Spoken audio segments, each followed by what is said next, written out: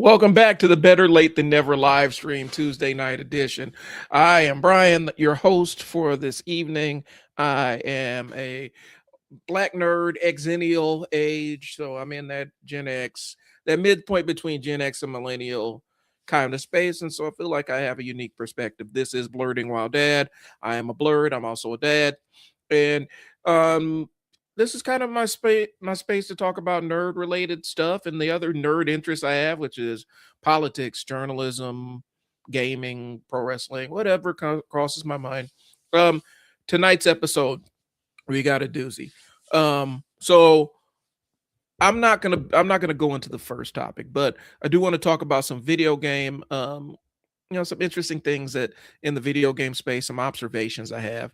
Um, I want to do a words means things. We're also going to have a how effed are we segment that kind of merges into our character issues. So it's going to be a good time. All right. And we're going to talk about crossover events in Marvel as of late. I got a raft of issues with them. So top of the show, we're going to get into the thing.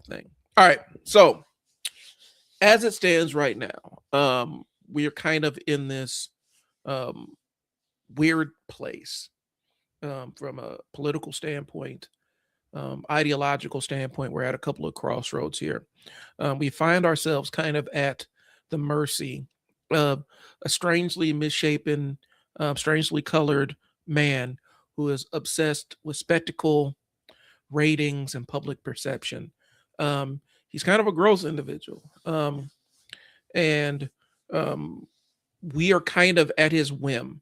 He kind of if reality is not to his liking, he tends to try to reshape reality, and he almost has this toxifying um, presence where in his immediate environment, where things immediately become a lot more toxic when he's present. Y'all think I'm talking about Trump right now? I'm talking about Mojo, baby. Or am I talking about Trump? I'll let you call it. So we're talking about Mojo, X-Men stalwart. How's it going? Doing pretty good. So we're gonna be talking about Mojo, or I mean Donald J. Mojo, if you will. And so I'm going to give you a little bit of a backstory about the character's existence in Marvel comic books and draw some parallels. Hopefully, I'm not too on the nose, but we'll see what happens. All right. Um, what Mojo actually is. Mojo is a media tyrant. He exists in the Mojo verse. And basically it's a world that is governed by television ratings. And we've seen so many iterations of Mojo. That here's the thing. If Mojo did not exist before the last two elections, there would have been if he didn't exist before the last two elections, I would think that he is derived and kind of a spoof on our current president, because that's kind of who he is. That's what we're dealing with. We're living in the Mojo verse, if you will. And it may not be fun, but it is what it is. And so I think we just need to adjust to the chaos as it is. Okay.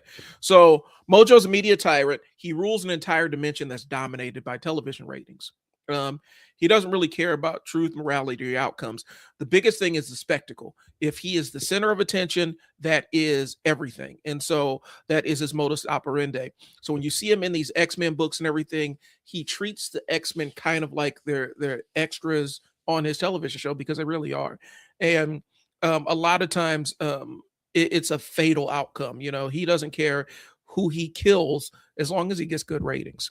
And I picked up in my history with the character Mojo. I wasn't necessarily fully aware of the character in the 80s. When Longshot and them came out, when the Longshot limited series kind of dropped and everything. I discovered Mojo after I jumped back on after Chris Claremont came back to X-Men. And so my viewpoint of Mojo is really filtered through that 90s era X-Men lens. And so I'm kind of throwing that out as a caveat here. So if my viewpoint of him seems imprecise, I'm really basing a lot of my formative knowledge on Mojo. And the books I've mostly read were kind of those 90 era, Jim Lee, Chris Claremont, X-Men, that time frame when they rebooted the franchise. Okay. So Mojo rules an entire dimension run by ratings. He only cares about attention and reaction. He cares about how his audience reacts and responds to uh, the spectacles that he creates. And he's done a lot. Like the X Babies is kind of this ongoing thing where he's decided to create miniature versions of the X-Men because those are his, like, I mean, that's his best, consistently his best ratings. And so he's created the X Babies, and typically there's like 5 or 6 different versions and iterations of the X Babies. Okay. Um, and it seems like it's fun until people start dying. And the crazy part about Mojo is if he was a little bit more serious, he would be like this extinction level crossover villain level threat. And I know that he's had a couple of short runs there, but if he was really focused on, if he was really locked in and focused, in terms of the wanton destruction that he lays down, um, he would be perfectly one. He's a perfectly analogous to Trump. Like that's him. Mojo is Trump. But also, if they really locked him in and dialed him in, we might get the Norman Osborn treatment. Like what happens when Norman Osborn breaks containment in the Spider-Man universe is he typically takes over the United States. Like last time they took the off the ball with Norman Osborn, he took over Shield and essentially took over the United States. And Mojo has that in him. But the power structures were based on the television industry, and Mojo became their leader by controlling it. He also has a slave trade, but Mojo named the world's Mojo World and the universe the Mojo Verse. He has different followers, different, like the War Wolves. I know there was Mojo 2, the sequel, who is more of a attractive version of Mojo. And so he warps reality to meet the needs of his audience. Okay. And so the thing that he forces is this constant reaction. And that's the world we're existing in right now, where we're constantly forced to react to the administration. They will not leave us alone. It's kind of like this barrage, this blitz of events and spectacle and weird, goofy shit that's happening.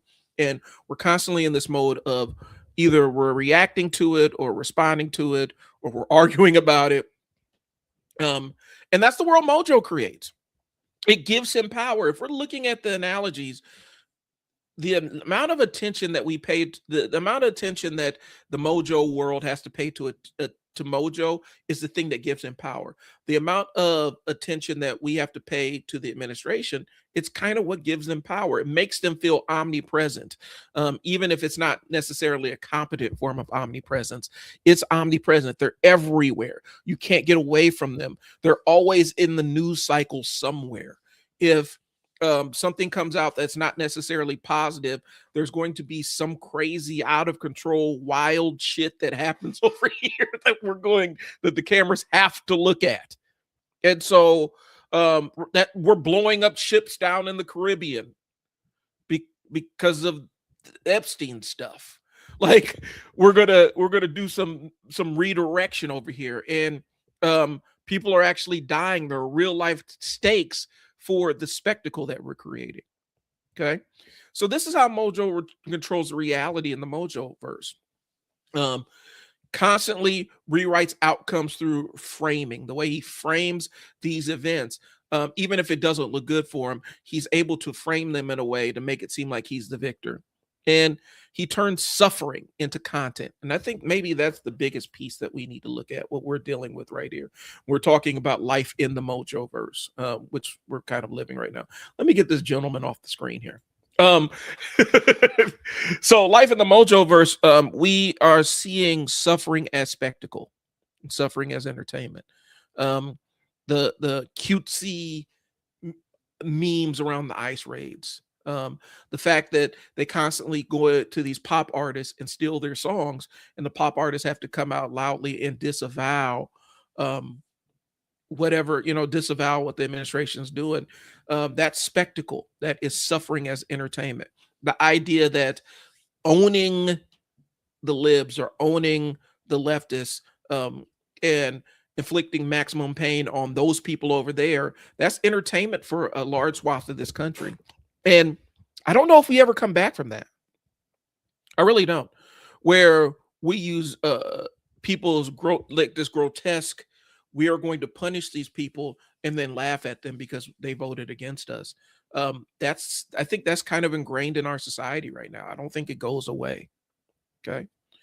Um, and legitimacy comes from the visibility, not the competence.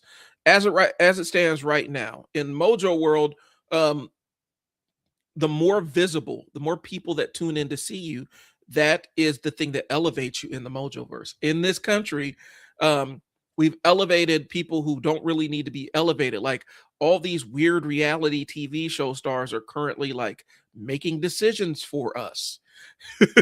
Dr. Oz. Like Dr. Oz. I'm surprised Dr. Phil. Well, Dr. Phil has rode along with ICE. What am I saying? So we're seeing these reality people that are in the orbit of this administration. They aren't necessarily the most competent, but they're most television and media savvy. And as a result of that, that's who gets to determine what's allowed in your children's food, what our medical policy is moving forward. It's not necessarily people that are most qualified to do it, it's the people that are best on camera. And that's the world we currently exist in. Okay. Couple of thematic things with Mojo. The grotesque body is kind of this visual metaphor for overconsumption. Understand that this was a character, I believe Mojo was written in the 80s, and I think he was the villain of Long Shot, if I'm not mistaken, 1985. For those that weren't alive during the Reagan era, I need you to understand something. Reagan era was for white folks. Reagan was really defined in the for black community. We were still dealing with a lot of like the crack epidemic, a lot of other things that were kind of ravaging our community, and still coming out of that post civil rights era world and kind of calibrating ourselves. We're only like 20 some odd years, or we were only like at that point 20 some odd years removed from segregation, and so we're finding our spots in American society, and also kind of establishing ourselves along the socioeconomic strata of America. 80s mainstream white America, the Gordon Gecko America, really the me generation, overconsumption, living way above your means, he who dies with the most toys wins kind of mentality. And Mojo kind of represented that. He was a visual representation of gross overconsumption of everything. Everything that exists: overconsumption of food, overconsumption of drugs, overconsumption of goods and services. And that's what he was, a visual form. He represented the 80s in a visual form.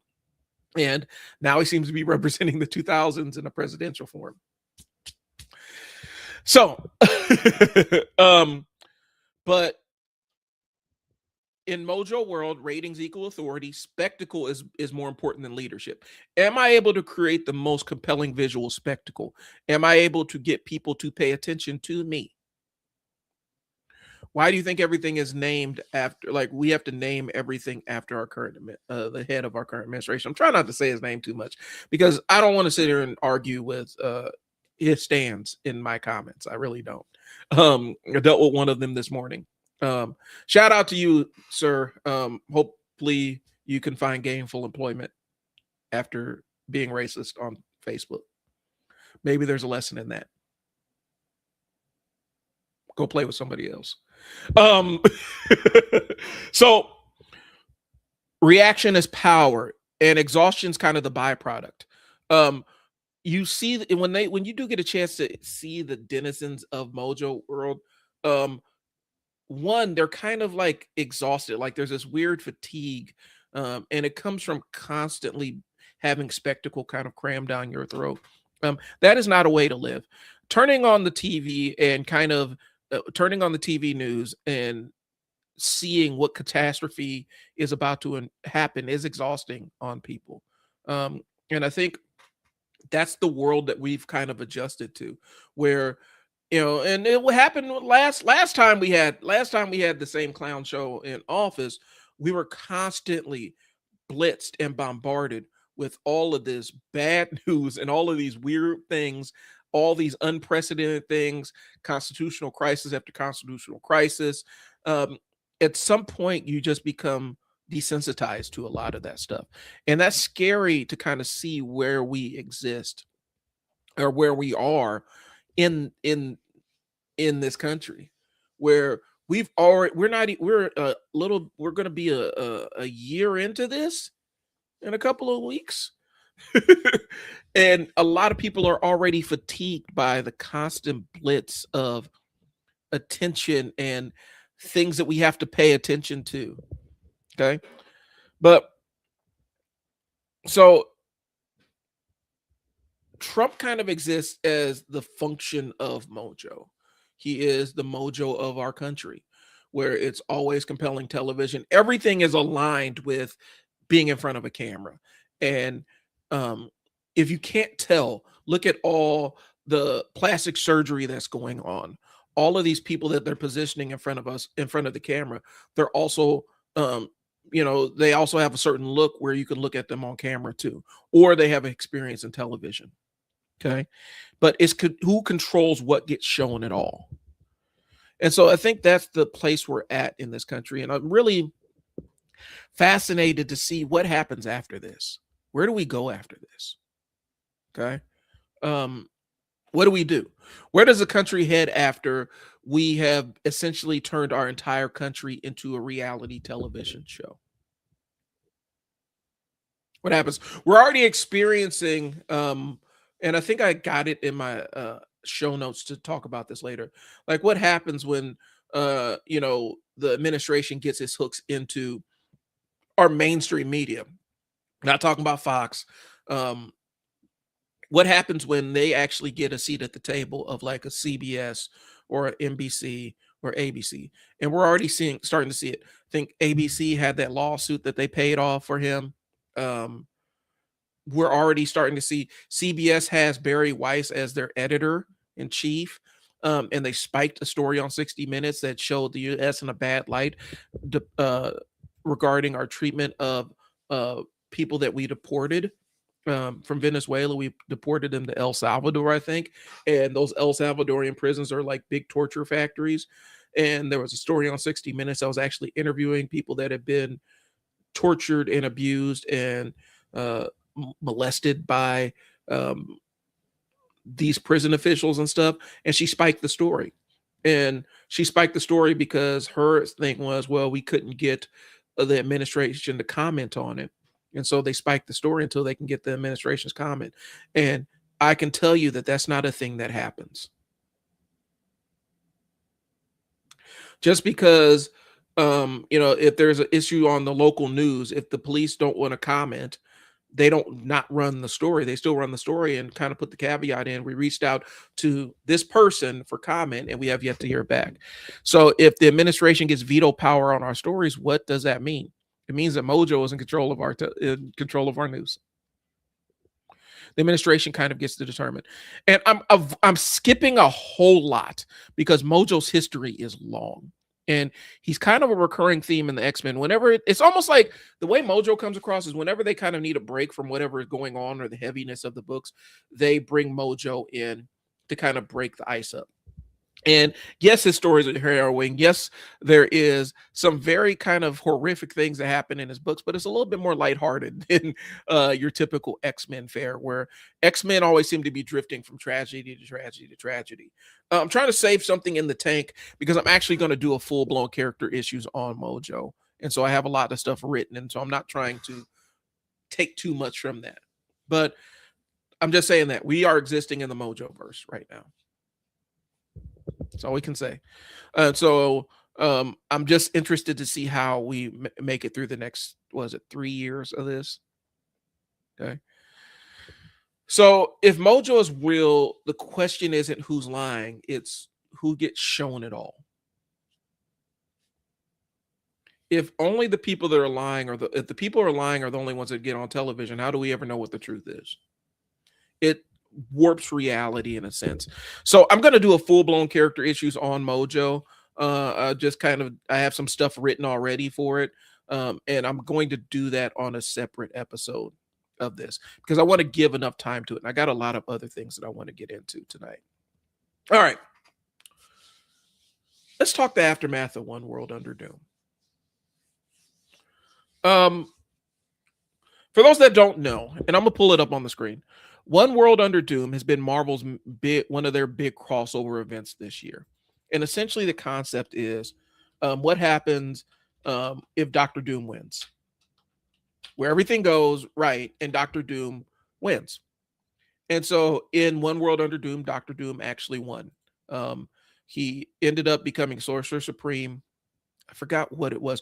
I think it was Blood Hunt. I think he tricked Doctor Strange out of the Sorcerer Supreme mantle to end Blood Hunt, which is another one of those stories that didn't necessarily change the status quo, that consumed all the Marvel books.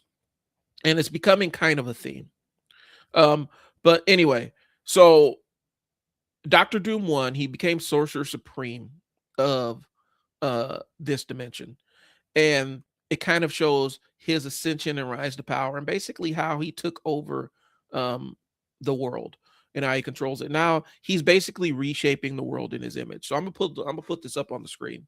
And the thing I'm gonna put up on the screen is endemic of the problem of what one of my problems with this miniseries. One, it was overlong, like it would not end. And I know they had some delays mixed in there, but it ran too long. It felt like they were stretching. They were just stretching to try to have a story. So this is the cover for One World Under Doom. This is number 6. I don't know if this is the penultimate issue or not, but as you can see, he's giving Reed Richards the business. And that's one of my issues with One World Under Doom. I don't mind. I love the fact that Doctor Doom basically took over the country, took over the world, and created this utopia. And people were actually happy. People were thriving to a degree. I mean, they took a dark turn around issue 6, if I'm not mistaken. But the world was better. Education was free. You could go to school you can get, the minimum was a master's degree. And if you wanted to go further, all you had to do was ask. Free healthcare. No wars. Unlimited access to technology, like a free basic standard of living for every man, woman, and child on the planet. Like Doctor Doom was really hitting it out of the park, like to the point where I'm like, I would vote for Doctor Doom tomorrow. After One World Under Doom #1, I'm like, oh yeah, let's put Doom in office. How much worse can it get? And to be honest with you, it didn't get too bad for your regular average run-of-the-mill citizens in One World Under Doom, unless you lived in Latveria. If you lived in Latveria, it was terrible. But if you were anywhere else, it was pretty good. And if you weren't a superhero, you were doing all right. But Doctor Doom took over the country, took over the world, and ended all wars, gave free healthcare and education to every man, woman, and child, and provided a good standard of living for people. And so that's how he got the entire world on his side. And basically, he used that as a framing device to kind of juxtapose it against the Avengers and the Fantastic Four, saying, yeah, they solved the problems, but we're always dealing with more issues. They never permanently solve anything. And now they're trying to dispose me, and I'm the one that gave you free healthcare and, almost magic level healthcare and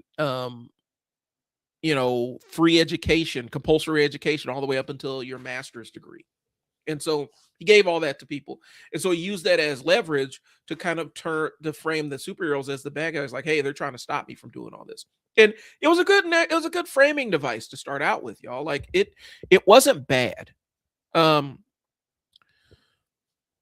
was an enjoyable twist. Here's what my issue was. It started getting long. And when I say started getting long, okay, so now the heroes are going to thwart Doom. And they try to thwart Doom in one issue. And Doom embarrasses them. Okay, let's move on. They're going to thwart Doom in the next issue. And Doom embarrasses them. And it became the cycle of heroes, the Avengers, Fantastic Four, all these heroes basically being this job squad for Doctor Doom, which I appreciate. Doctor Doom's one of my favorite characters, but you only can show that shit so many times before people start like, oh, okay, enough is enough. And this was kind of the issue that kind of like completely shut me down on it. This is issue number 6, I believe. And so finally, Reed Richards decides that he's going to take it to Doctor Doom, and Reed Richards is going to learn magic, and he's going to fight Doctor Doom and whatnot. Now, Doctor Doom had already saved the planet from Dormammu. He had the 8 lives of Spider-Man, if I'm not mistaken, and made Spider-Man kind of his apprentice sorcerer supreme to prevent Sidorak from taking over the world. And so he had done a lot of other stuff. And there were some really interesting things that happened in there that they have no bearing on anything. Like even the Spider-Man story, which started out dope, it became this weird thing. Like Spider-Man had to fight all the kids of Sidorak, and each one of them had a different skill or ability. And one of them had the ability to make him see the future. And she basically, and I'm paraphrasing a lot here, but basically she handed him this orb, and it showed him the death of everybody that he loves. And it showed it to him for years.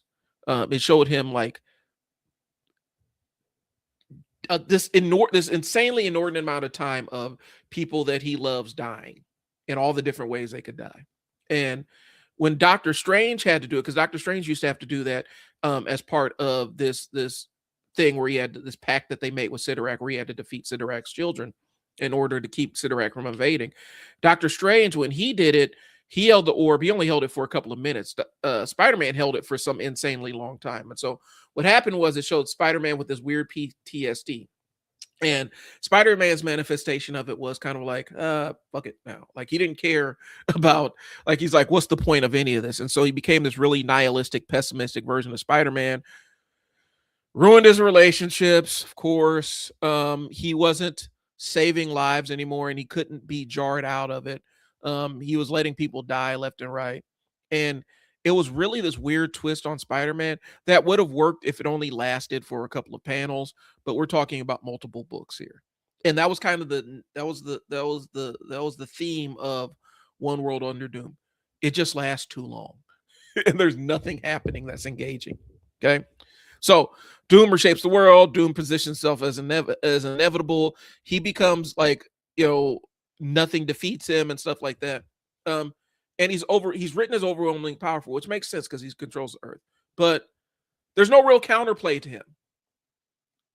Like every single hero looked like a bumbling idiot. Every single one. Not one of them looked competent. And I get it. Maybe the first go around, Doom, Doom zigs while you zag. He catches you unawares, defeats you soundly, sends the heroes packing. You only can do that so many times before the heroes just look ineffectual. And I'm sorry, I grew up on Fantastic Four books.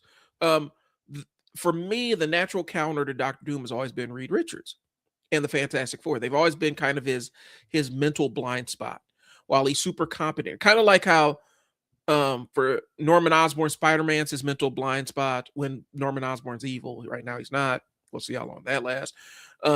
When Magneto is evil, X-Men are kind of like his hedge, like the mental blind spot that he has, where they just know how to beat him, and everybody else kind of succumbs to him. I'll never forget. I had an issue with West Coast Avengers where the Avengers tried to go deal with. Well, the West Coast Avengers went to go deal with Magneto, and they got their asses whooped, like beat Wonder Man into a coma.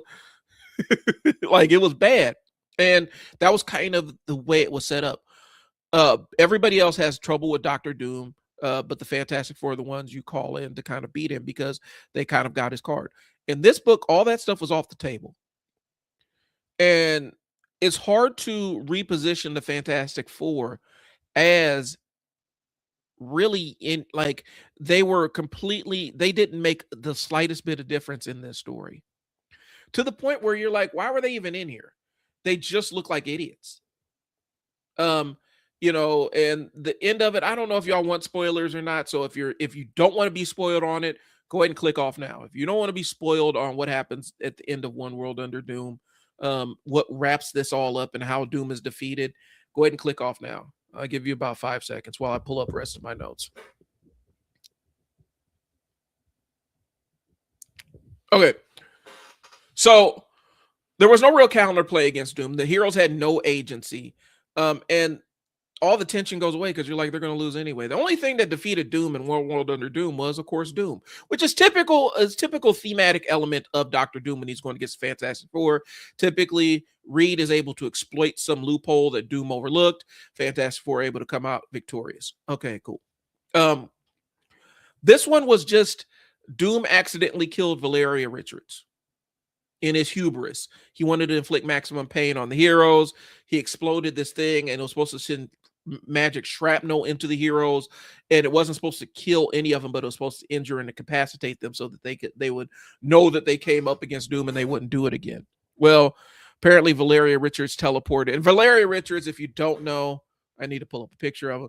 She's actually named, I think, after Dr. Doom's one of his exes, one of his lovers, or is it mom? I think it might be his mom. But Valeria Richards is Dr. Doom's goddaughter, essentially. And so she is also the daughter of Reed and Susan Richards. Okay. And so Valeria Richards is a child prodigy. She's as smart as Reed is at her current age. And she's about the only thing on the planet that Dr. Doom like values, the only person. I think he might value his son Christoph, his adopted son. But as it stands, Valeria Richards is really the only thing in this retelling that Doom actually cares about. And so he accidentally killed her. And the other side to it is Dr. Doom made this terminal loophole where you can't undo what he did to the heroes, because he didn't want anybody to go do time shenanigans and undo the defeat that they had. He wanted them to experience that defeat in every time somebody rewound time, he would be victorious. And so that was the kind of the thing. And so Valeria Richards ends up, doing the sacrifice thing, and now Dr. Doom's feeling bad. And then he goes off to, I think it was Eternity or the Living Tribunal, demands an audience with him, and that's kind of the end of the story. And it leads into the last will and testament of Dr. Doom, where he sent his will and testament to Dr. Doom. And I just heard the preview of that, and so I kind of know what goes on in that book, but I'm not going to spoil it for y'all. Here's what my issue of this is. Okay, when it comes to Dr. Doom, I like the fact that the Fantastic Four are the buffer against him, because if they aren't the buffer if they're not the hedge against Dr. Doom, then what do they exist for in a Dr. Doom book? Okay. It's kind of the problem that sometimes Araki got into with JoJo's Bizarre Adventure, where he kind of writes himself into a corner because the villain is so overwhelming and the odds are so stacked against the heroes. And the only solution is some kind of divine intervention where the stars align. Joseph takes the ruby and puts it in front of Kars's hand, and that shoots him into space. Like some amazing, unbelievable circumstance that is like this Deus Ex Machina that changes the story. And JoJo used that kind of as a plot device. It kind of ended up becoming this meme within JoJo. Like, okay, so, and I'm really in my nerd bag here. Okay, so Dio has the world. Well, we got Star Platinum over here. Well, how's Star Platinum going to defeat somebody who can stop time? Well, he's going to learn how to stop time himself. How? Reasons. Let's just run with it. And so that's kind of what happened in One World Under Doom, where he's so overwhelming, he's so powerful, and the heroes, all the heroes' best interest, nobody can stop him. Doctor Strange can't do anything to him. Reed Richards can't do anything to him, and he ends up stopping himself, which is a kind of theme with Doctor Doom. I get it, but to make Reed and them and the Avengers and Tony Stark and all of them so ineffectual, almost like why we didn't have them in the story. Okay, why even have them in the story? Because it doesn't matter anymore at that point. When I was reading Spider-Man, with Spider-Man's crossover One World Under Doom, at least you felt like Peter did something, like Peter figured some things out, problem solved, and was able to win the day convincingly. Now they did have a Deus Machina where Juggernaut and the X-Men just show up, and so you had to deal with Juggernaut helping out Spider-Man, and then Spider-Man became the Spider Juggernaut, which was one of the dopest things I've ever seen in my life, and I need a run of that. But um, at least Spider-Man figures shit out. One World Under Doom, Doctor Doom defeated himself. I'm not saying that's a problem. He does that all the time. But normally it involves Reed and the Fantastic Four exploiting some mistake that Doom overlooked because of his hubris. Okay. But Doom losing to himself is consistent. That's what did work. Doom defeating Doom absolutely makes sense. Doom's arrogance and over optimization always outdo him. I get that. What didn't land, the Fantastic Four were completely jobbed out.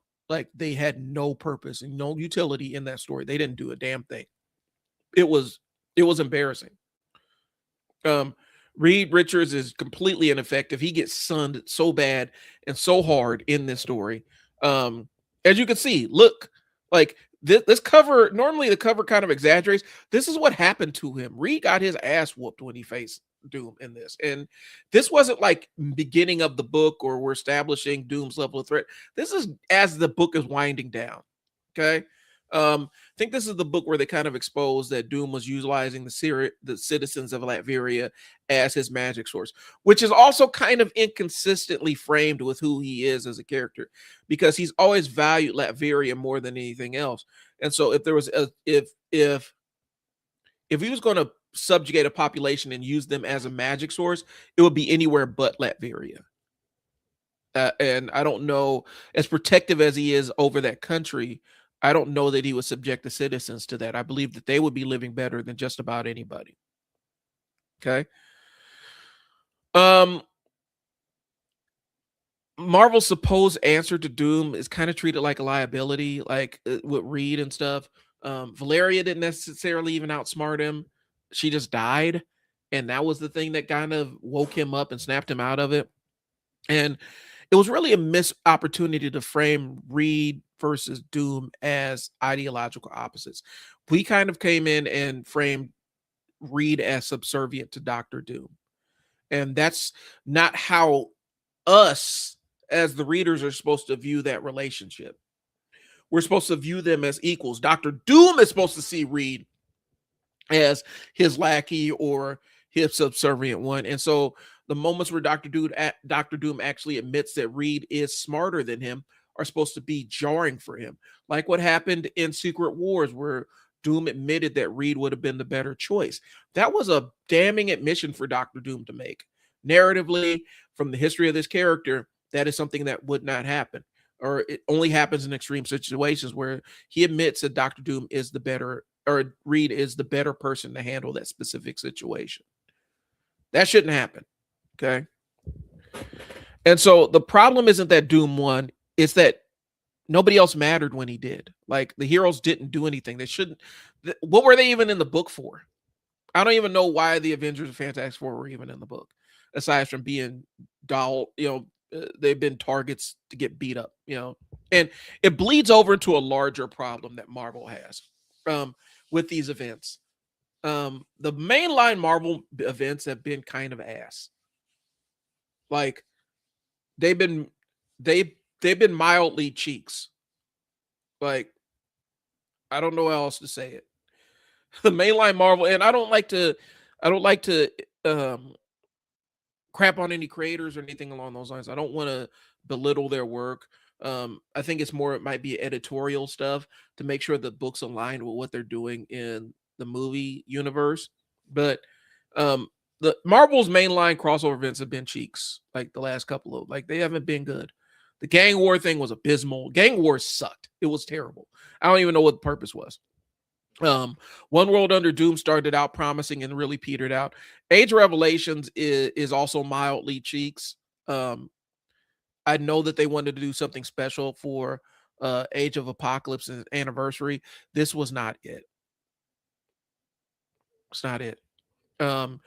I contend that if you're not familiar with Age of Revelations, I talked about it last week.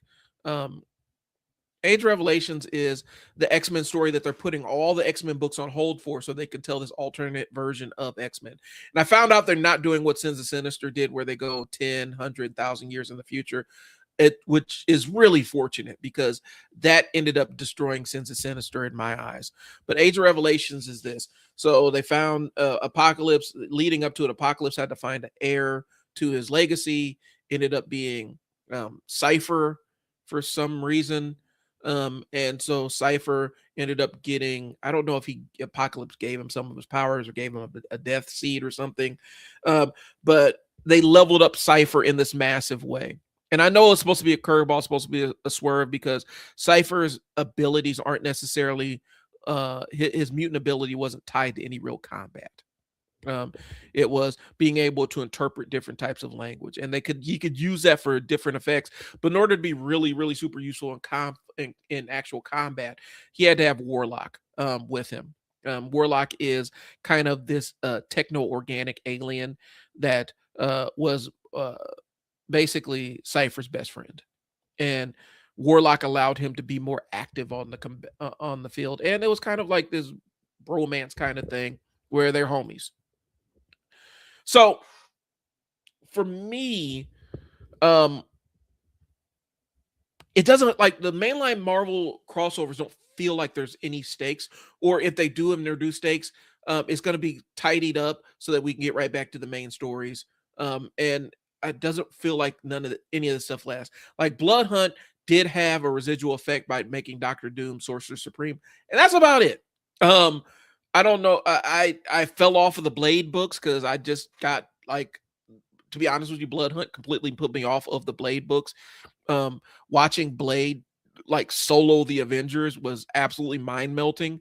And I'm like, nope, fuck this. I'm not gonna do this to myself. I'll pick this up later. um, and I love Blade, but him soloing the Avengers, and come to find out it wasn't Blade, which I predicted. Like, it's not Blade, it's somebody else. He's being inhabited by the spirit of, was it Varanki, or I don't know, it was some ancient vampire from the old Marvel monster books. And so the only stakes that we got that translated to the mainline universe was Doctor Doom becomes Sorcerer Supreme in the Bloodline event. And I don't know if they got rid of Dracula, if they reintroduced Dracula as a threat in the Marvel universe or not. But long story short, mainline events feel completely disposable. They feel like they don't really serve any purpose. They don't move the story forward. They don't reestablish status quos. They don't reset the universe.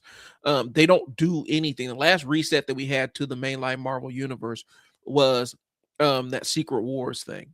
And maybe there's a backlash to that because, yeah, Secret Wars was interesting.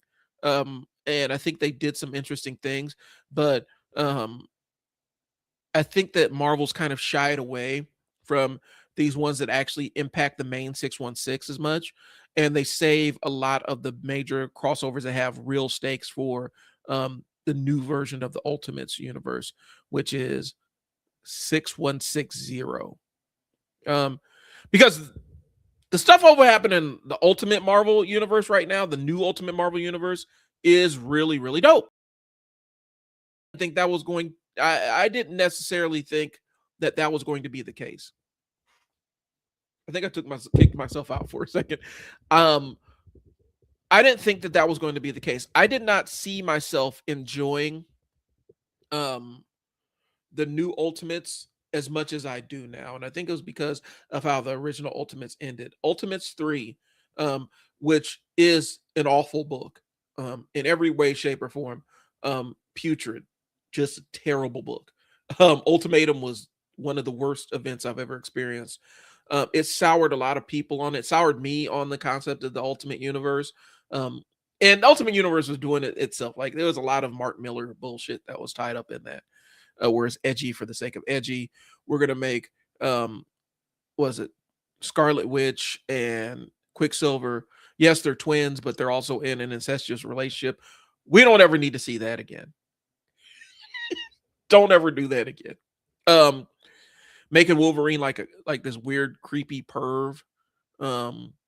You know, there's a lot of things that didn't necessarily align in the Ultimates universe, and so it left a sour taste in a lot of people's mouth. So when they rebooted it initially, I was really hesitant on it. But the new Ultimate Spider-Man is dope. The new Ultimates is really, really good. And they're having the big crossover event where the maker, who is basically and I'm trying, my boy Fearless put me onto this. He said, put these people on the screen so we know what we're talking about. The maker, who is basically what happens if Reed Richards from the Fantastic Four was Doctor Doom. He's basically an evil version of Reed Richards.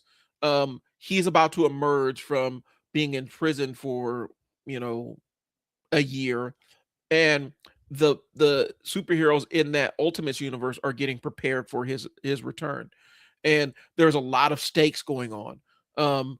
They risk annihilation because of what he's building.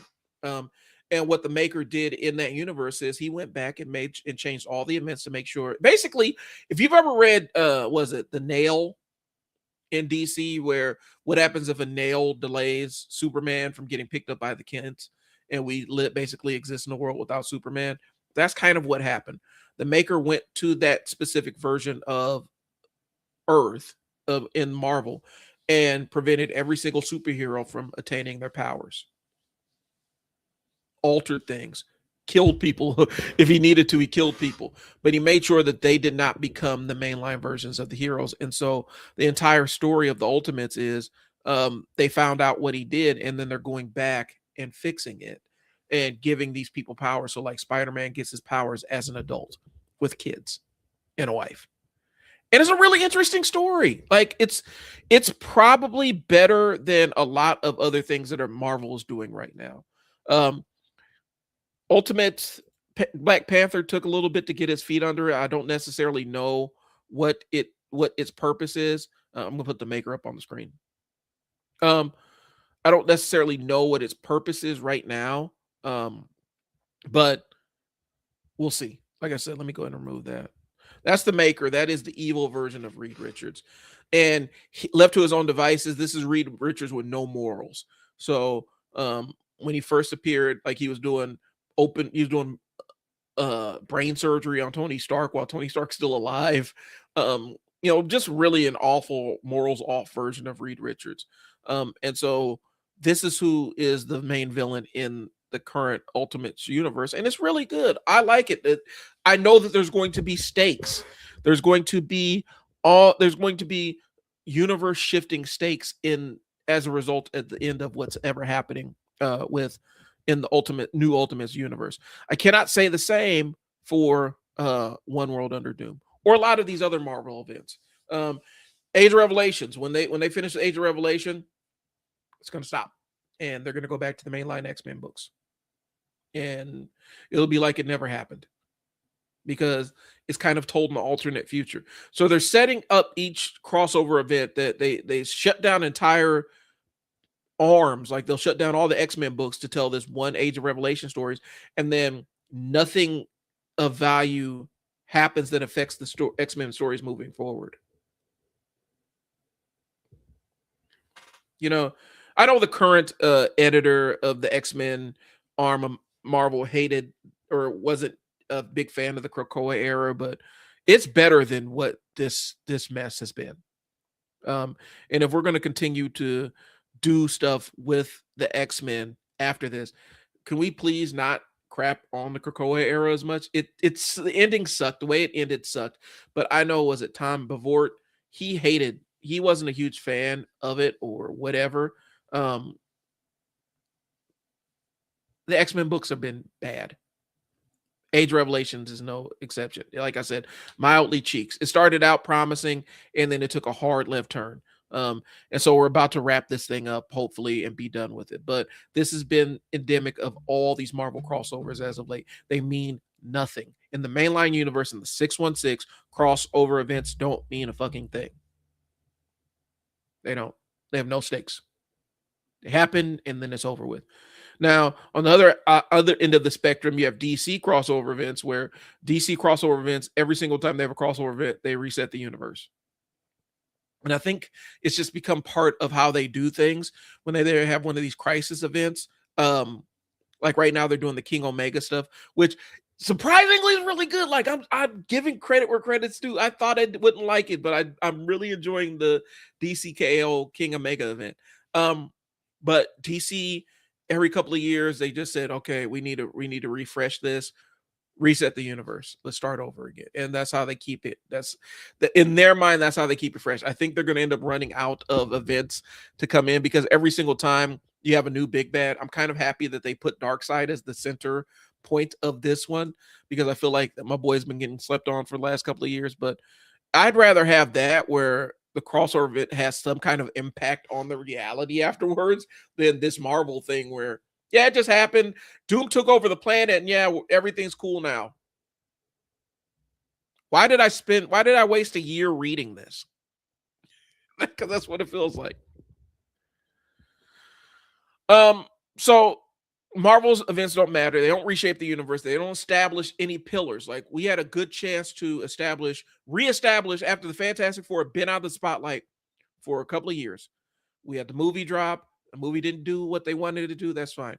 But we can reestablish them as pillars central to the Marvel universe, or Marvel's first family.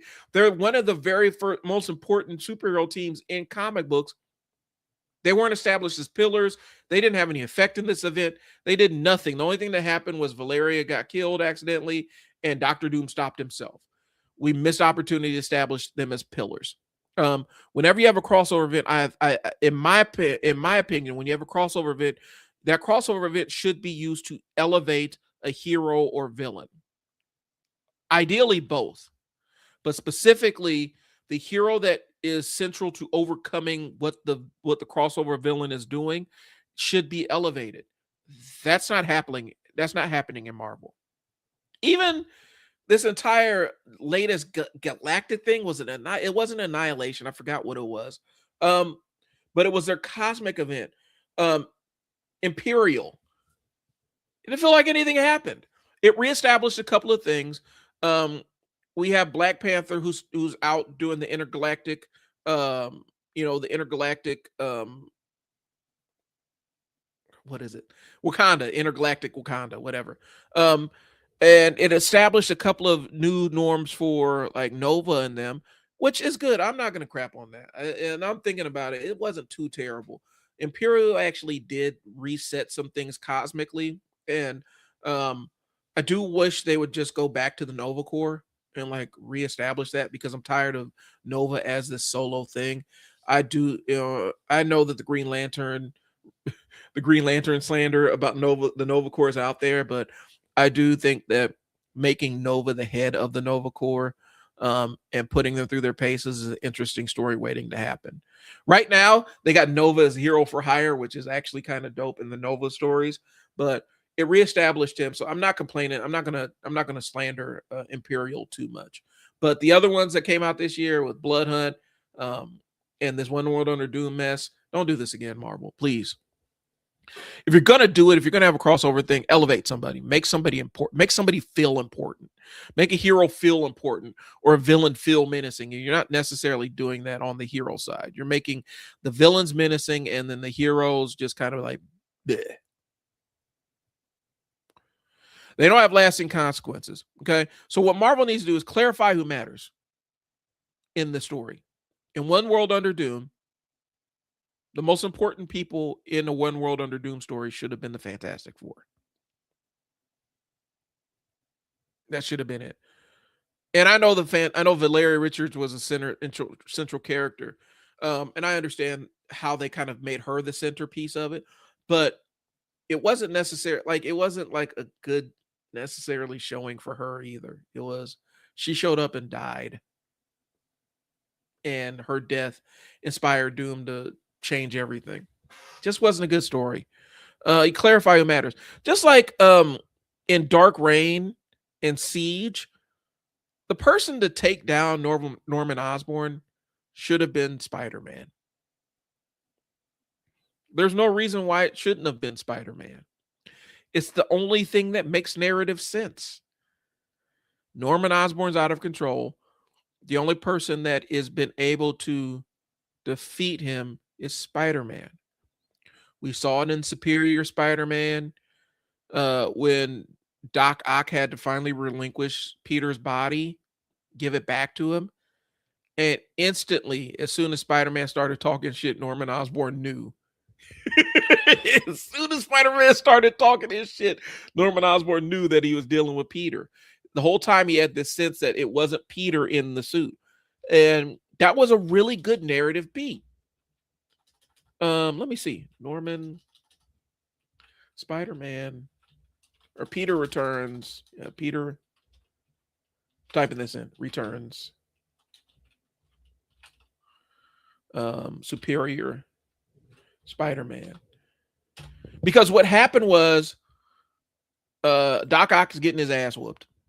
And he cannot overcome Green Goblin. And Green Goblin is about to hurt the woman that he loves.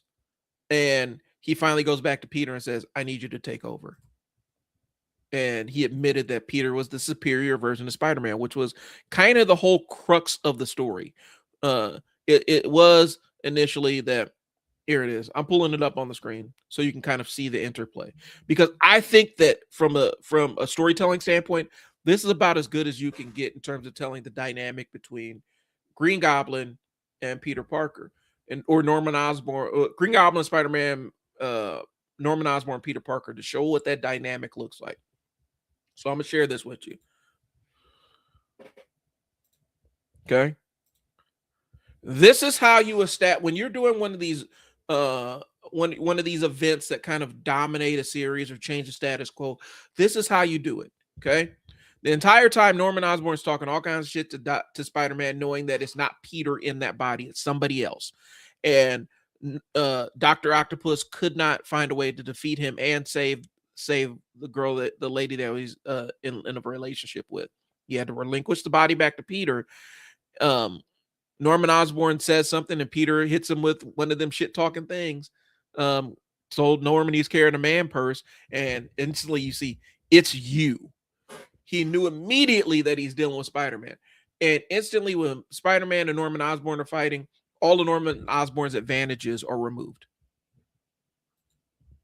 which is not normally the case for when Norman Osborn took over the Marvel Universe, essentially during Dark Reign. That's what you do. If you're having a crossover event, you're going to elevate Norman Osborn to this high level. Spider-Man, Peter Parker needs to be his foil. Narratively, that's what makes sense. Having Iron Man take out Norman Osborn, or Iron Man and Thor take out Norman Osborn,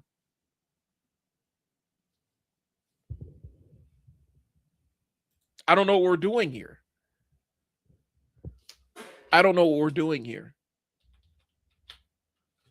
So, and I'm not getting sure because I want to make sure I'm not tripping because it's been a while since I've read. Siege was one of those that pissed me off because it killed Ares, and Ares was like one of my favorite reinventions of a character in Dark or in Siege.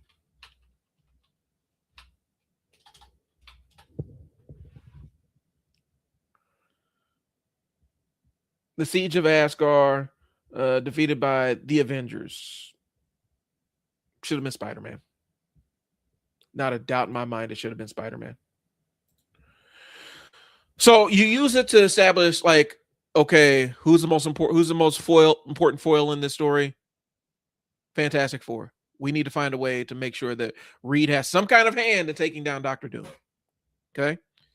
So events in Marvel clarify what matters, strengthen the heroes and teams, institutions and teams, reassert what you want your moral center of the universe to be.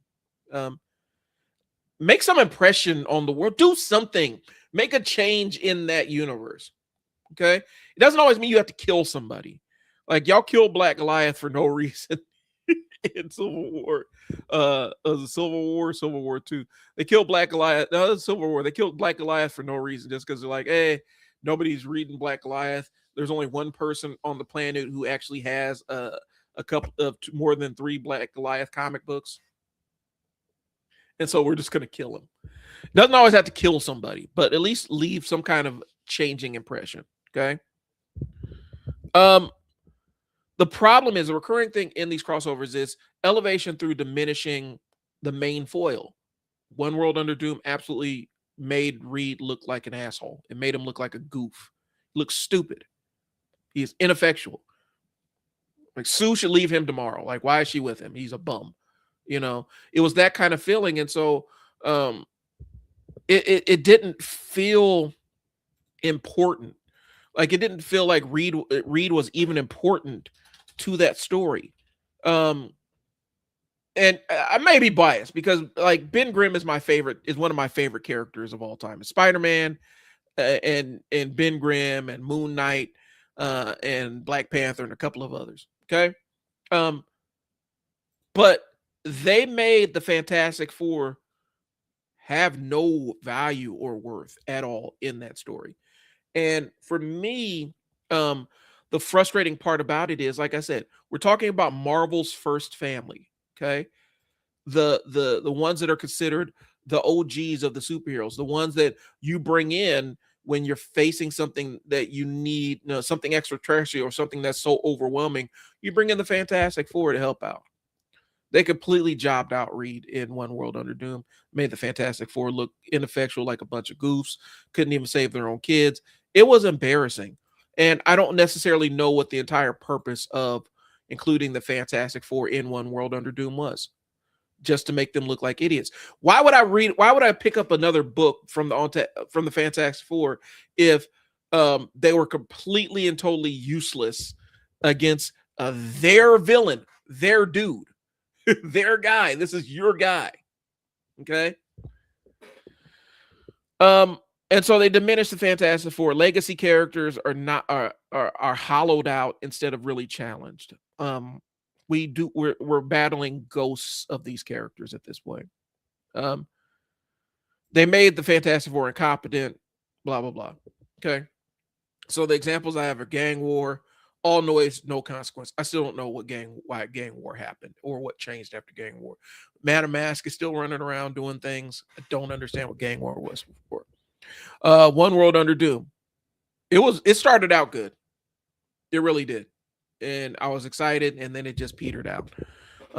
And Age of Revelation, I don't know why this thing exists. I don't know why we had to stop the entire X-Men line for this.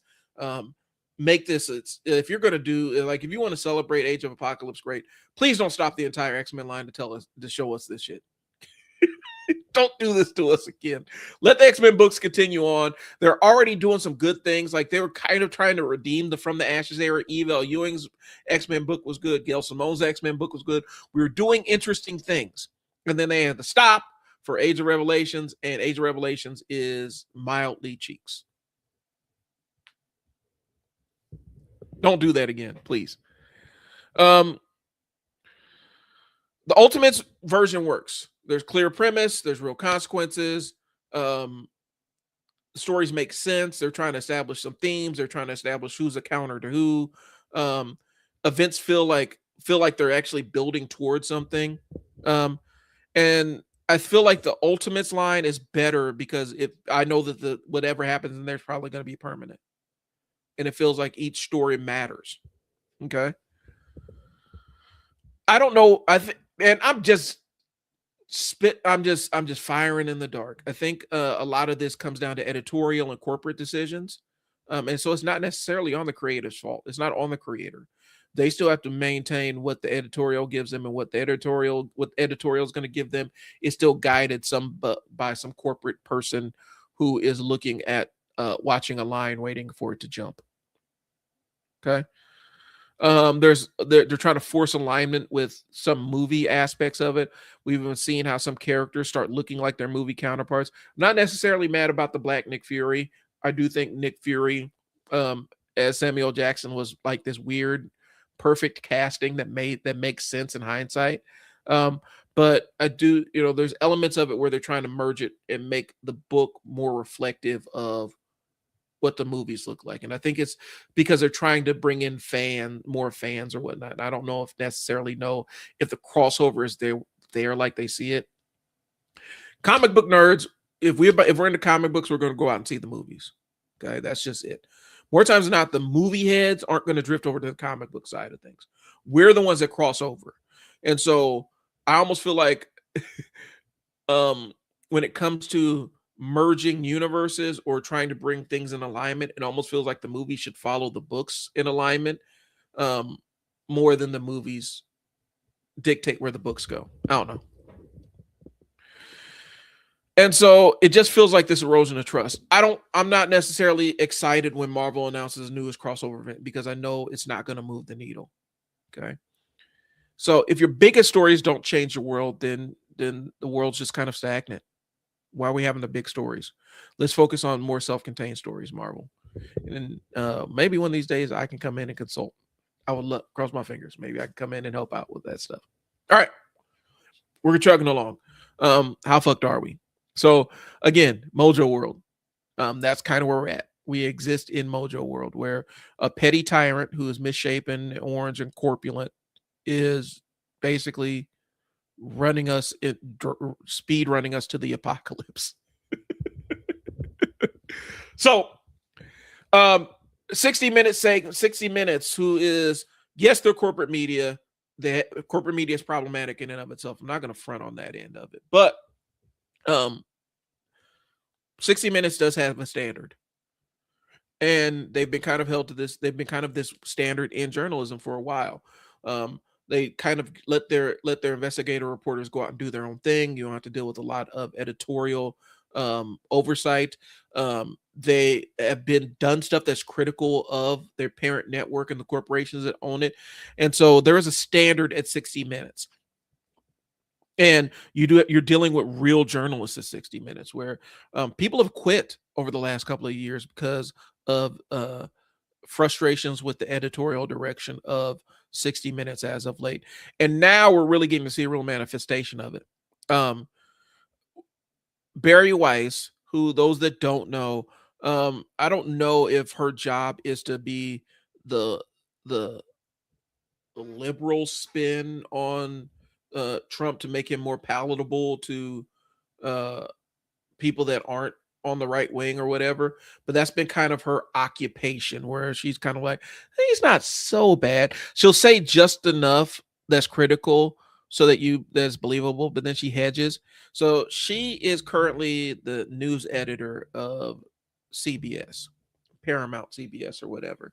And there was a story that was coming out that they were developing, and I want to make sure I get the name of the reporters right. But basically, they're talking about what happened with these Venezuelan immigrants who got deported out to El Salvador, I believe, and spent time in an El Salvadorian prison that's known for rape and torture and all kinds of other awfulness. And so she's interviewing them and telling their story. Okay. And Barry Weiss spiked the story. And the reason why she spiked the story is because she said that because the administration did not comment on the story, that she didn't feel comfortable letting the story run. And that's bullshit. I'm sorry. When a source doesn't comment on a story, you typically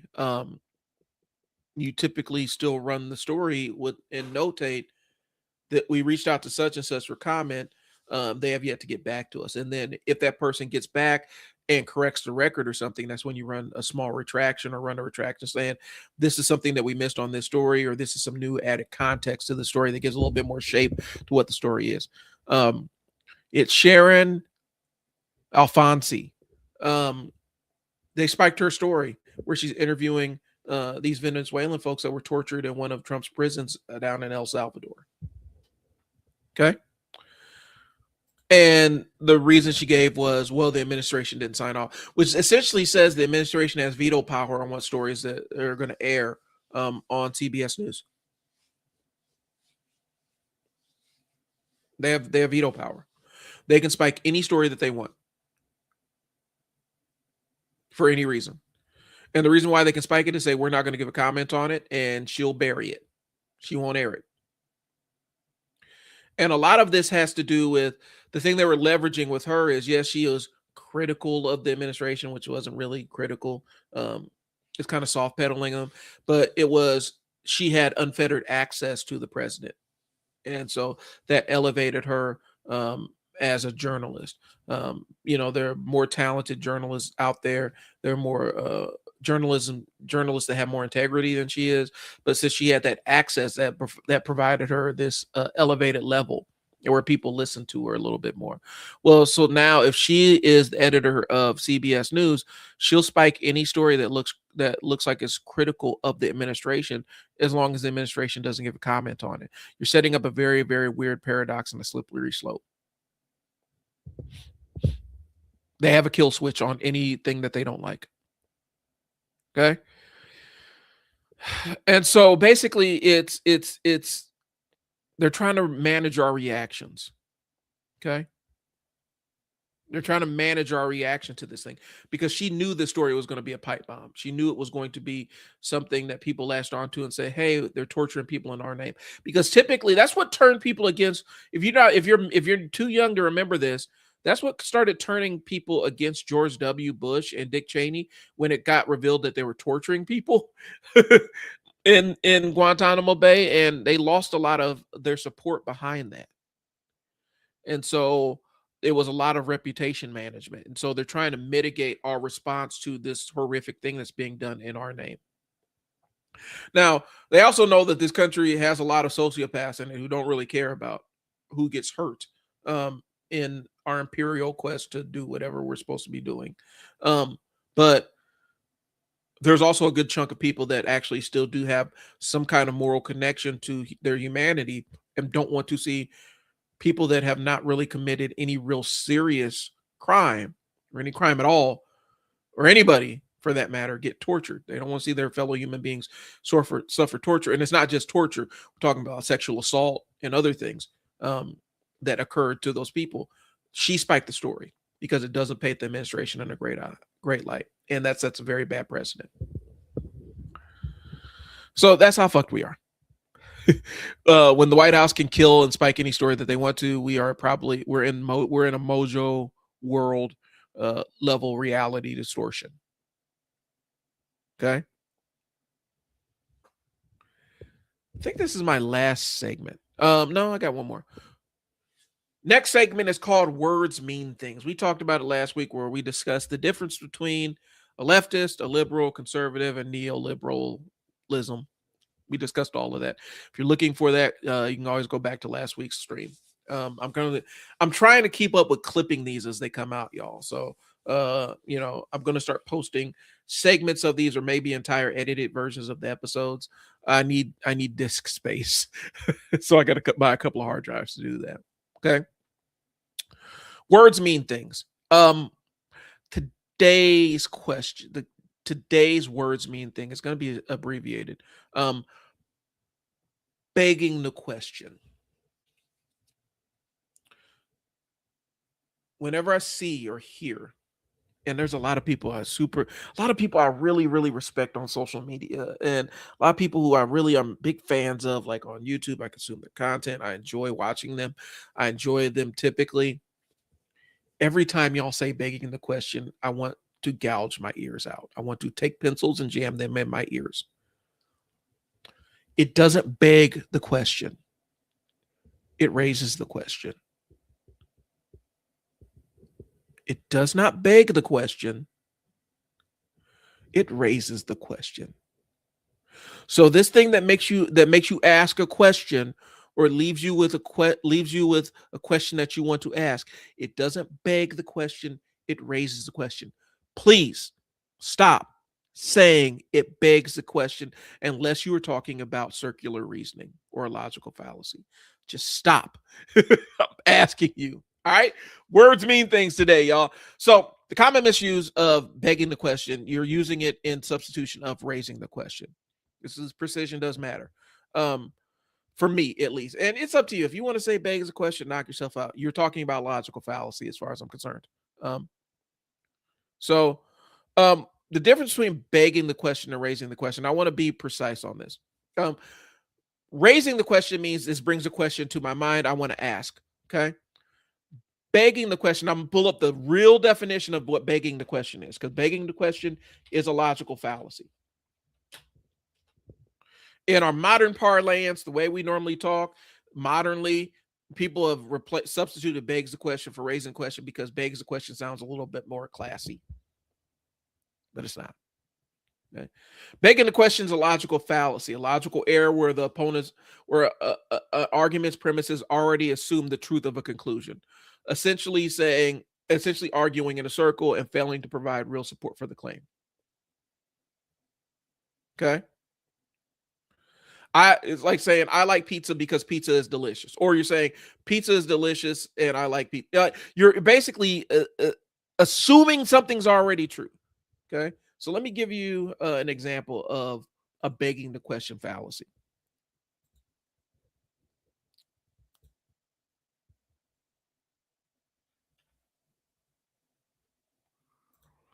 Okay, I can't zoom in on that.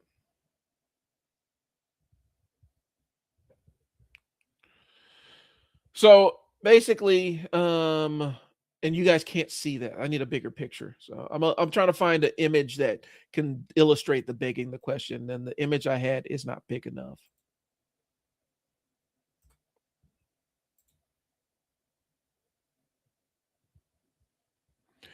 Essentially, think of when we talk about begging the question. Remember that time when your parents when you asked the question, your parents said, "Because I said so." That's begging the question. You said why? Because I said to do it. That's kind of a begging the question thing. So I'm back. I'm joking. I'm halfway joking. I'm gonna pull it up here and show it to you guys though.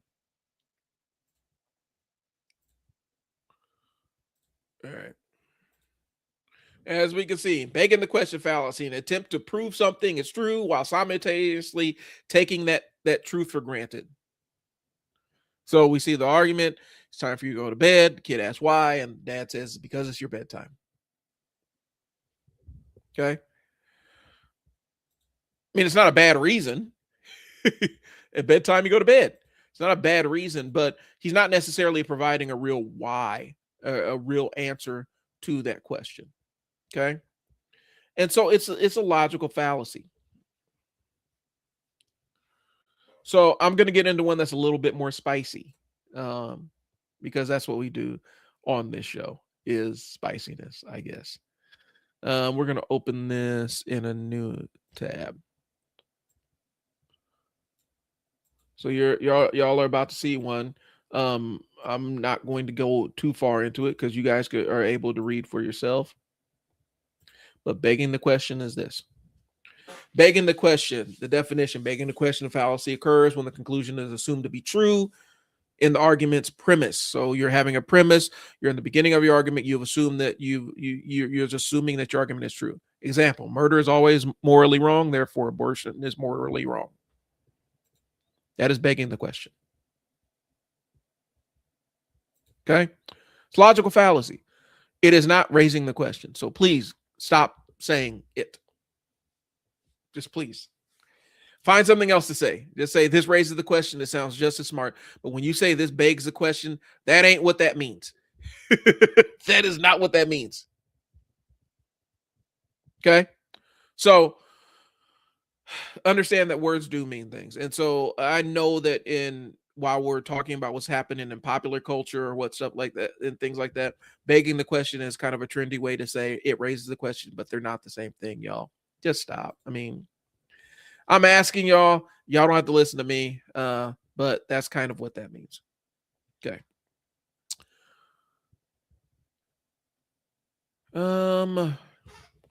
Ask a dad. So basically this goes into how do we raise kids in this world where the truth ain't where there's no objective standard of truth? What do we do?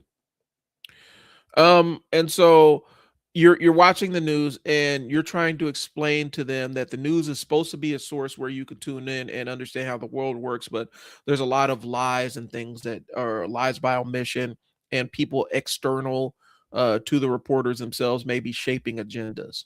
Okay. Um, how do we raise kids in this world where where reality ain't reality necessarily, and we can't agree on a standard of reality? This is where we do teach pattern recognition, but we teach pattern recognition with a moral anchor. Okay. What that means. Conspiratorial thinking is our overactive pattern recognition systems. And more times than not, when you are in a conspiracy or entrapped in a conspiracy frame of mind, more times than not, you've lost what your moral anchor is. There has to be some standard that you latch onto to keep you from drifting too far into all this conspiracy minded think. Okay. And so more times than not, a good mechanism to use to define to really establish whether you are kind of trapped yourself in this weird conspiracy brain thing is, if this conspiracy I believe was proven to be true beyond a shadow of a doubt, it was proven to be true, this horrible conspiracy that I believe is taking place in my mind, if I believe this is true beyond a shadow of a doubt, am I upset, or we can do the inverse. If this conspiracy I believe is proven to be false beyond a shadow of a doubt, am I relieved or upset? If you relieve this, if this conspiracy is proven beyond a shadow of a doubt to be unequivocally false, are you relieved or are you upset?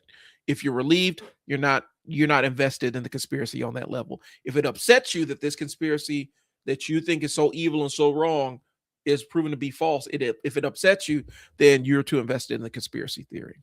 Okay. Um, and so the different things I have is teaching kids pattern recognition, but providing some kind of moral anchor, some kind of framework so they don't get too far into everything they don't understand being a conspiracy. Um, I talked about it with my boy Fearless this morning. We talked about the attention economy and how integrity is cheap in the attention economy. Um, you have to really take steps to prevent your kids from being addicted to attention in that spotlight. Social media does a great job of making people feel like they are the center of the universe, the main character of the earth. And so you have to really be staunch against that. And sometimes it does involve restricting or limiting access to the social media channels, because attention, or if you see them making content for social media, make sure that it's not this damaging, chase down attention by any means kind of stuff, because there's that does damage kids a lot, is the attention and the instant celebrity and notoriety that social media provides you. And I'm not just saying kids, there are adults that have screwed up their lives immeasurably by chasing clout on social media. It's very destructive. So protecting kids from that attention economy and the addiction that comes with seeking attention at all times. Um, Keeping identity separate from performance. It's really easy for kids to get locked into these parasocial relationships with these people that they see online, not understanding that oftentimes these people that they see online, especially the really popular ones, have cultivated a character. This is not who they really are in real life. This is a character that they put online that works to attract people. Okay. So really being strident in that, like, this person is not real. You do not know this person. This person is a complete stranger to you. Okay. And understanding that just like the actors they see on television, a lot of times the people they see on social media are actors in and of themselves. Um, and understand that we're raising humans, not content. You know, my kids have asked to be on the show and stuff like that, and I've been back and forth on whether I'm going to have them on here. My daughter wants to get on here and talk politics. I want to, but at the same time, I don't want to make her a piece of content in here to be consumed. Okay, that's really what it is, y'all. And it's a slippery slope. It's a weird world in this attention economy that we're up against right now, because people will do anything to be in that spotlight. And more times than not, they're not even really getting anything out of being in the spotlight. It really is just a matter of somebody gives them a like or a thumbs up, and that's enough for them to go um, absolutely completely show their ass and embarrass themselves on social media. It is what it is. But that's how we protect kids in this attention economy. Um, we let them know what this is, and let them know that yes, the intention is there, but it's not lasting. A lot of influencers are broke. Some streamers have made money. A lot of these social media influencers are broke, or they're morally bankrupt. Well, they'll do anything to get in front of the spotlight. I think that's one of my problems on this channel. I don't necessarily do a lot of the trend seeking stuff. and so that does hurt me. Um, Last thing, and this is just something I've noticed, y'all. So I'm a gamer, but I'm not in the gaming space like that. Okay. I'm really not. I'm not in the gaming space like that, like where I'm consuming a bunch of gaming content. I watch like VODs on like Overwatch and stuff because I'm trying to actually get better at the game, which it's really been a thorn in my it's been a thorn in my relaxation existence. Like it's really uh, damaged me in a way that I can never get back. But I consume like content about the games I play, maybe strategies and stuff. I'm not present in a lot of the discussions around games and systems and all that other stuff. And so I'm sitting there. I still have my PS4. Like I'm a PS4 player. There's a couple of reasons why. I'm a dad with two kids and a mortgage and stuff. It's very hard for me to really feel comfortable saying I'm going to plunk down. At the time when PS5 dropped, it was like $500 or $600. I had it. I didn't. I was like, I don't want to plunk down $500 or $600 for a video game system. I just don't. When mine works fine. That's one. And then two, I like the games I like, and I don't necessarily need to upgrade my I don't need to upgrade to a new system quite yet. But for me, it's more of a matter of economics. Like right now, I have money invested in businesses, and it doesn't make a lot of sense for me to take money and divert it to purchase PS5 until we have income from a business venture to pay for PS5. And so right now I'm still on my PS4. It is what it is. I'm not normally in the gaming spaces, so I didn't know that everybody hated PS4 players. I did not know that was a thing. I didn't know that we were the bane of everybody's existence. I didn't know that was the problem. Um, but apparently we are. They don't like us. And so I found this out earlier today. I'm scrolling through the PlayStation store and I see, ooh, Marvel Rivals is on PS4. Wow, okay, cool. I thought I would have to upgrade to buy a PS5 or fix my PC so I can play it. Cool. I'm gonna download it. And while I'm downloaded, let me hop on and look at some strategies and stuff and see what I need to know about the differences between Marvel Rivals on PS4 and PS5 and on PC. And apparently that was a mistake because instantly I got blitzed with YouTube video after YouTube video after YouTube video telling me how awful telling me how awful telling me how awful PS4 users are and how they're ruining the gaming experience and all the other stuff. And it was really kind of an interesting thing because I didn't know we were the villains. I didn't know PS4 users or even last gen console users were the villains of the video game world. So anyway, so hopefully I could get on here and start playing Marvel Rivals. I didn't know that like I said, I am completely outside of that context. And so I don't know. It feels like there's some rage baity stuff going on because a lot of PS4 users were banging on these people. They're saying, you guys are a bunch of brokies. Go buy your PS4. How can you not scrape up $500 in 5 years? You should want this thing more than you want to pay your rent, I guess. I don't know. It got ridiculous. And so I'm still new to this. So if you see footage from me playing Marvel Rivals, it's gonna be on my PS4. Bite me. I don't care. If you don't like the graphics or why the graphics so laggy or stuff like that, I don't care. I'm having fun. I'm enjoying the game. But I will buy a PS5 when it makes sense. When I have like if this platform allows me to purchase a PS5, then I will. If you guys want to fund a PS5, hit your boy up. I'll start a GoFundMe. You can buy me a PS5 so we can play Marvel Rivals. But I think it's kind of a rage baity thing. All right. Just curiosity. I'm not making fun of PS5 players. I'm not busting your chops or anything, but I did not know that you hated us like this. And I apologize. I'm not buying a PS5 until I'm ready to buy a PS5. And maybe by the time that rolls out, it'll be a PS6, and I'll just buy a PS6 and skip the 5. Totally. I don't know. Anyway, I do appreciate y'all tuning in. Thanks for listening to me ramble and rant. I've been on stream for about, this is like my 6th hour being on some kind of web conference or live stream today. And so I'm kind of a little bit squirrely. So I do appreciate y'all tuning in. I'll get up with y'all later. Be easy. Read comic books. And I'll talk to y'all later. Peace.